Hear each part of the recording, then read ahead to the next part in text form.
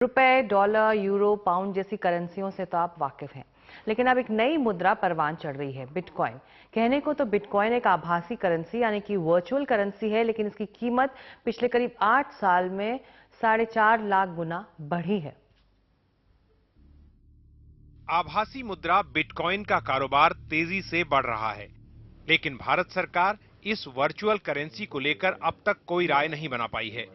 वित्त मंत्रालय की एक कमेटी अभी इस क्रिप्टो करेंसी पर अपनी रिपोर्ट तैयार ही कर रही है, लेकिन इससे जुड़े आंकड़े बेहद चौंकाने वाले हैं। साल 2009 में बिटकॉइन 36 पैसे का था, तो 2013 आते आते ये 12,000 रुपए का हो गया। पिछले 2 साल में इसका भाव तेजी से बढ़ता ही गया है और आज एक बिटकॉइन की कीमत 1,62,000 रुपए हो गई है।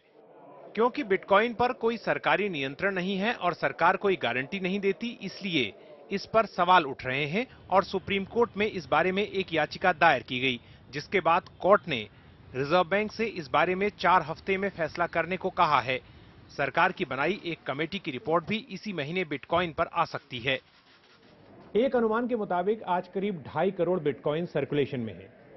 इसका इस्तेमाल सिर्फ इलेक्ट्रॉनिक तरीके से होता है। एक ओर सैर सपाटा करने, होटल की बुकिंग कराने और दूसरी ओर सट्टाबाजारी, फिरौती और कत्ल की सुपारी देने तक बिटकॉइन का इस्तेमाल किया जा रहा है। आज कई वेबसाइट बिटकॉइन के कारोबार से जुड़ी हैं। भारत में ज़ेप्पे और यूनोकॉइन जैसी वेबसाइट्स काफी लोकप्रिय हैं। बिटकॉइन खरीदने के लिए आपके पास एक बिटकॉइन वॉलेट होना चाहिए। बिटकॉइन एक डिजिटल करेंसी है, एक जटिल कोड के रूप में, जिसे बनाने वाले माइनर कहे जाते हैं।